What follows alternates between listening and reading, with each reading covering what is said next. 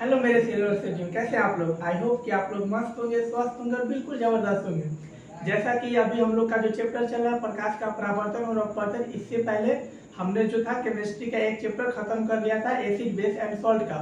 और हमने इस पे भी चार लेक्चर ऑलरेडी बना चुके हैं पहले, जो हमारा प्रकाश का परावर्तन और अपवर्तन चैप्टर है। तो आगे का हम लोग देखते हैं। इससे पहले हमने प्रकाश क्या है, प्रकाश के परावर्तन, ये सब का नियम जो था अच्छी तरीके से हम लोगों ने पढ़ लिया था। छाया के बारे में पढ़ लिया था, सब कुछ अच्छी तरीके से पढ़ लिया था। अब जो हमारा है प्रतिबिंब के बारे में पढ़ना है, लेकिन उससे पहले जो हमारा टॉपिक है गोलीय दर्पण, ये मीन की स्फेरिकल मिरर, जो हमारा गोलीय दर्पण है उसके बारे में पहले पढ़ लेते, तब आगे जाके आप लोग को प्रतिबिंब समझ में आएगा। अगर ये नहीं पढ़ेंगे तो आप लोग को प्रतिबिंब के बारे में समझ में नहीं आएगा। तो चलिए टॉपिक की तरफ चलते हैं। आज का देखिए, जो हमारा आज का टॉपिक है वो क्या है। तो जो हमारा आज का टॉपिक है वो हमारा है गोलीय दर्पण।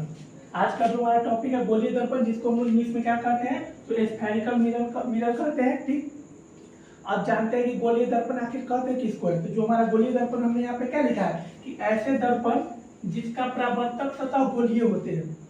गोलीय दर्पण किसे कहते हैं, तो ऐसे गोलीय दर्पण किसे कहते हैं, तो ऐसे दर्पण जिसका परावर्तक सतह कैसा होता है, तो गोलीय होता है, उसको हम लोग क्या कहते हैं, गोलीय दर्पण कहते हैं। आइए फिगर पे हम लोग समझते हैं। ठीक है, जैसे ये हमारा क्या है, ये हमारा दर्पण है। ठीक, ये हमारा गोल क्या है, एक दर्पण है, जो क्या है दर्पण एक खोखला गोला का कटा हुआ भाग है। ठीक है, तो ये हमारा क्या है दर्पण। हमने क्या लिखा था, ऐसे दर्पण जिसका परावर्तक सतह गोलीय होता है। देखिए परावर्तक सतह, ये जो रंगा हुआ भाग होता है ना, उसी को हम लोग कहते हैं परावर्तक सतह। ये देखिए, ये जो हमारा रंगा हुआ भाग है, इसी को हम लोग क्या कहते हैं, परावर्तक सतह। तो यही हमारा क्या है, यही हमारा है गोलीय दर्पण। ठीक, इतना बात आ गया आप लोगों को समझ में। अब देखिए, जो गोलीय दर्पण होते हैं ना, उसके दो टाइप होते हैं। गोलीय दर्पण में कितने टाइप होते हैं, दो टाइप होते हैं। एक है अवतल दर्पण और दूसरा है क्या है, तो जो दूसरा है उसको हम लोग कहते हैं उत्तल दर्पण। देखिए अवतल दर्पण हम लोग कैसे पहचानेंगे, देखिए सिंपल भाषा में समझिएगा ना। जो हमारा अवतल दर्पण होगा ना, वो क्या होगा, मान लीजिए कि ये दर्पण है ना, तो जिसका जो बाहरी भाग होगा ना वो उठा हुआ होगा। वैसे दर्पण जिसका बाहरी भाग होगा वो उठा हुआ होगा, ऐसे ये इस टाइप का अगर उठा हुआ रहेगा ना, तो आप लोग देख के समझ जाएंगे कि वो क्या है, तो वो हमारा अवतल दर्पण है। और इसका दूसरा डिफिनेशन भी हम आप लोग को बता दें। देखिए कि वैसे दर्पण जिसका जो बाहरी भाग होगा ना वो रंगा हुआ होगा, यानी कि कलर किया हुआ होगा, उसी को हम लोग क्या कहते हैं, अवतल दर्पण कहते हैं। अच्छी तरीके से आगे आप लोग को समझ में। अब अगला हमारा क्या था कि उत्तल दर्पण। उत्तल दर्पण कहते हैं किसको, देखिए उत्तल दर्पण पहचानने का क्या तरीका है, जो मान लीजिए जिसका ना जिसका बाहरी भाग क्या होगा, वो धंसा हुआ होगा। वैसा दर्पण जिसका बाहरी भाग वो क्या होता है, धंसा हुआ होता है, उसी को हम लोग क्या करते हैं, उत्तल दर्पण। देखिए ये हमारा क्या है, ये मान लीजिए हमारा दर्पण हो, क्या है, इसका जो बाहरी भाग है ना धंसा हुआ है, अंदर की तरफ धंसा हुआ है, इसी को हम लोग क्या कहते हैं, उत्तल दर्पण कहते हैं। ठीक, जैसे देखिए हमने यहाँ पे क्या लिखा था, गोलीय दर्पण ये कितने प्रकार होते हैं। तो जो हमारा गोलीय दर्पण होता है उससे कितने टाइप होते हैं, दो टाइप होते हैं। गोलीय दर्पण कितने टाइप होते हैं, दो टाइप होते हैं। पहला कौन सा टाइप है, तो हमारा अवतल दर्पण है, और दूसरा हमारा क्या है, तो उत्तल दर्पण है। अवतल दर्पण में हमने क्या लिखा था, देखिए पहला हमारा अवतल दर्पण, अवतल दर्पण में हमने क्या लिखा है, बे दर्पण जिसका बाहरी सतह रंगा हुआ हो।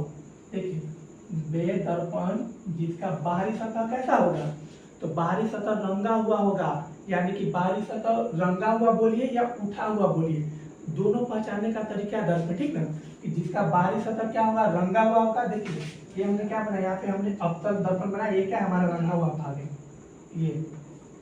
ये जो हमारा बाहरी भाग कैसा है, रंगा हुआ है। अब दूसरा इसका डिफिनेशन क्या था, बे दर्पण जिसका बाहरी देखिए हमने इसका दूसरा परिभाषा क्या बताया था, तो बे दर्पण जिसका बाहरी भाग जो होगा ना उठा हुआ होगा। ये है ना, देखिए ये बाहरी भाग कैसा है, उठा हुआ है, इसी को हम लोग क्या कहते हैं, अवतल दर्पण कहते हैं।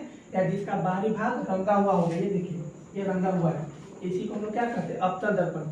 अच्छी तरीके से आगे आप लोग को समझ में कि अवतल दर्पण किसे कहते हैं। आप लोग देख के भी पहचान सकते हैं कि कौन सा अवतल दर्पण है और उत्तल दर्पण है। ठीक, अब हमारा दूसरा क्या था कि उत्तल दर्पण, जो गोलीय दर्पण है उसका दूसरा प्रकार यानी कि दूसरा भाग क्या है, तो दूसरा भाग हमारा है उत्तल दर्पण। हमने उत्तल दर्पण का यहाँ पे परिभाषा क्या लिखा है कि वे दर्पण जिसके अंदर की सतह रंगा हुआ होगा।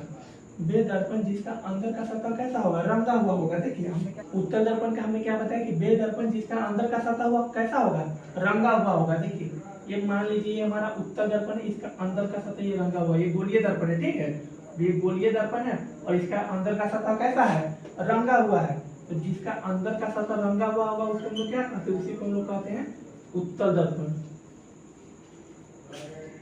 बे दर्पण जिसकी अंदर का सतह कैसा होगा, रंगा हुआ होगा, उसी को हम लोग क्या कहते हैं, उत्तल दर्पण कहते हैं। दूसरा डेफिनेशन क्या है इसका कि बे दर्पण देखिए इसका दूसरा डेफिनेशन क्या होता है कि बे दर्पण जिसका अंदर का भाग हो ना धंसा हुआ रहेगा। देखिए कि अंदर का भाग है ये इस तरह से धंसा हुआ है, अंदर की तरफ धंसा हुआ है, इसी को हम लोग क्या कहते हैं, उत्तल दर्पण कहते हैं। ठीक, इतना बात आ गया आप लोग को अच्छी तरह, इतना बात आ गया होगा आप लोग को अच्छी तरीके से समझ में। ठीक, फिर से रिपीट कर देते हैं कि हमारा क्या है कि उत्तल दर्पण किसे कहते हैं, तो उत्तल दर्पण जिसका अंदर का भाग कैसा होगा, धंसा हुआ रहेगा, और अवतल दर्पण किसे कहते हैं, जिसका बाहर का भाग उठा हुआ रहेगा, उसको हम लोग क्या कहते हैं, अवतल दर्पण कहते हैं। ठीक है, गोलीय दर्पण के कितने टाइप होते हैं, तो गोलीय दर्पण के 2 टाइप होते हैं, अवतल दर्पण और उत्तल दर्पण। और देखिए हम लोग क्या है ना कि जो गोलीय दर्पण होता है ना उसके महत्वपूर्ण बिंदु के बारे में बात करेंगे। ठीक है, जो गोलीय दर्पण होगा उसके महत्वपूर्ण बिंदु के बारे में बात करेंगे। अगर ये आप लोग को अच्छी तरीके से समझ में नहीं आएगा तो आप लोग को प्रतिबिंब नहीं समझ में आएगा, 1% भी प्रतिबिंब समझ में आएगा ही नहीं। इसलिए इसको अच्छी तरीके से आप लोग समझिएगा। हम पूरा आसानी से अपनी भाषा में समझाएंगे आप लोग को, किताबी भाषा में एक भी वर्ड नहीं बताएंगे, ताकि आप लोग को अच्छी तरीके से याद हो जाएगा। ठीक है, तो देखिए जो हमारा है ना कि गोलीय दर्पण का महत्वपूर्ण बिंदु एक एक करके उसके बारे में जानकारी देते हैं। ठीक है, अच्छी तरीके से ये बात आप लोग समझ लीजिएगा। और देखिए आप लोग क्या है ना कि वीडियो को जरूर से जरूर लाइक कर दीजिएगा और चैनल को सब्सक्राइब कर लीजिएगा। आप लोग वीडियो देखते हैं लेकिन चैनल को सब्सक्राइब नहीं करते। हम लोग इतना मेहनत करते हैं आप लोग के लिए, लेकिन आप लोग सब्सक्राइब नहीं करते, ये अच्छी बात नहीं है। ठीक है, इसलिए प्लीज आप लोग से रिक्वेस्ट है कि चैनल को सब्सक्राइब कर लीजिएगा। देखिए जो गोलीय दर्पण का पहला महत्वपूर्ण बिंदु उसकी तरफ चलते हैं। हमारा पहला महत्वपूर्ण बिंदु क्या है, वक्रता केंद्र। देखिए हम लोग समझते हैं कि वक्रता केंद्र कहते किसको है, यानी कि जो हमारा वक्रता केंद्र होता है उसको कहते किसको कहते हैं और उसको किससे हम लोग डिनोट करते हैं। ठीक, हमने यहाँ पे क्या लिखा है कि गोलाकार दर्पण के केंद्र को, ठीक, जो गोलाकार दर्पण है ना उसके केंद्र को हम लोग क्या कहते हैं, तो वक्रता केंद्र कहते हैं। गोलाकार दर्पण के केंद्र को हम लोग क्या कहते हैं, वक्रता केंद्र। देखिए फिगर पे हम लोग आपको समझाते हैं। ठीक है, क्या ये गोलाकार दर्पण हो गया। ठीक, ये हमारा ये गोलाकार दर्पण है। अब इसके केंद्र को यानी कि इसके बीचों बीच जो सेंटर होगा ना उसी को हम लोग क्या कहते हैं, वक्रता केंद्र।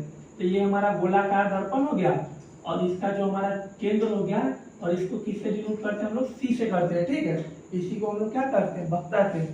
आगे अच्छी तरीके से समझ में कि जो हमारा गोलीय दर्पण होता है उसका जो केंद्र होता है उसी को हम लोग क्या कहते हैं, वक्रता केंद्र कहते हैं।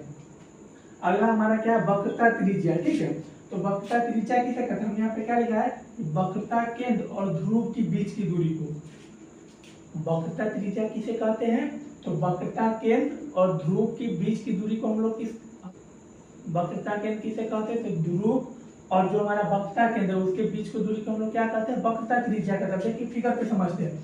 हमने क्या बताया कि ध्रुव ये हमारा पोल है। ठीक, ये हमारा ध्रुव हो गया, ये पोल ध्रुव, और किसकी वक्रता केंद्र, ये हमारा वक्रता केंद्र है। ठीक है, तो इसके बीच की दूरी को हम लोग क्या कहते हैं, तो जो इसकी बीच की दूरी जो है ना इसी को हम लोग क्या कहते हैं, वक्रता त्रिज्या। ठीक है, वक्रता केंद्र और ये हमारा ध्रुव, इसके बीच की दूरी को हम लोग क्या कहते हैं, वक्रता केंद्र। इसको किससे हम लोग जो वक्रता केंद्र होता है ना उसको हम लोग किससे डिनोट करते हैं, तो आर से डिनोट करते हैं। ठीक, अच्छी तरीके से समझ में आ गया इतनी बार। अब आगे चलते हैं। ठीक, आगे हमने क्या लिखा है, ध्रुव यानी कि पोल।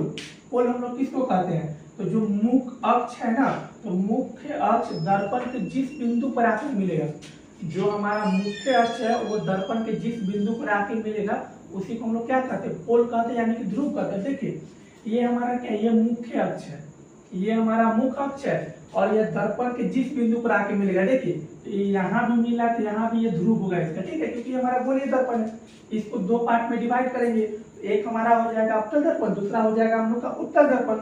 तो अब देखिए ये मुख्य अक्ष है और मुख्य अक्ष यहाँ पे एक बिंदु पे काट रहा है, यानी कि एक बिंदु पे आके मिल रहा है, इसी को हम लोग क्या कहते हैं, तो इसी को हम लोग पोल कहते हैं, यानी कि ध्रुव कहते हैं। ठीक है, अब अगला हमारा क्या है, फोकस दूरी। फोकस दूरी होता क्या है, ठीक, तो जो हमारा फोकस दूरी का हमने क्या लिखा है कि वक्रता केंद्र और ध्रुव के बीच के केंद्र को, जो हमारा वक्रता केंद्र और ध्रुव है उसके बीच के केंद्र को हम लोग क्या कहते हैं, तो उसके बीच के केंद्र को हम लोग कहते हैं फोकस दूरी। ठीक है, तो ये हमारा हो गया, देखिए ये हमारा वक्रता केंद्र, ठीक, ये हमारा हो गया ध्रुव पोल, ये हमारा पोल हो गया, ये हमारा सी हो गया क्या, ये हमारा वक्रता केंद्र हो गया। और देखिए वक्रता केंद्र और ध्रुव के बीच की दूरी को हम लोग क्या कहते हैं, इसी को हम लोग क्या कहते हैं, फोकस दूरी कहते हैं। अच्छी तरीके से आ रहा है ना आप लोगों को समझ में कि जो हमारा ये वक्रता केंद्र जिसको हम लोग सी से डिनोट करते हैं, और जो हमारा ध्रुव है जिसको हम लोग पी से डिनोट करते हैं, इसको पोल कहते हैं, ठीक है। तो जो हमारा वक्रता केंद्र और ध्रुव है, इसकी बीच की दूरी को हम लोग क्या कहते हैं, फोकस दूरी, इसी को फोकस दूरी कहते हैं। अच्छी तरीके से आगे आप लोग को बात को समझ में, ठीक है। अब आगे जो अगली क्लास है ना, उसमें हम लोग पढ़ेंगे कि जो अवतल दर्पण में प्रतिबिंब बनता है, कैसे बनता है, कहाँ पे बनता है, कहाँ पे रखा जाएगा, तो कैसा प्रतिबिंब बनता है, ठीक है। तो ये बस इतना जो भी था आप लोग अच्छी तरीके से याद कर लीजिए। याद करना तो मैंने क्योंकि मैंने अच्छी तरीके से आप लोग को पढ़ा दिया, अपनी आसानी भाषा में बता दिया है कि कैसे आप लोग को याद करना है, ठीक है। अब आप लोग वीडियो को जरूर से, आई होप कि आप लोग को ये वीडियो बहुत अच्छी लगी हो। वीडियो अच्छी लगी है तो आप लोग वीडियो को लाइक कर दीजिएगा, चैनल को सब्सक्राइब कर दीजिएगा और वीडियो को शेयर जरूर कर दीजिएगा। और हाँ, आप लोग को क्लास कैसी लगी वो अपना फीडबैक जरूर कमेंट बॉक्स में डाल दीजिएगा, ठीक है। मिलते हैं अगली क्लास में, अभी के लिए इतना ही। Bye bye, take care.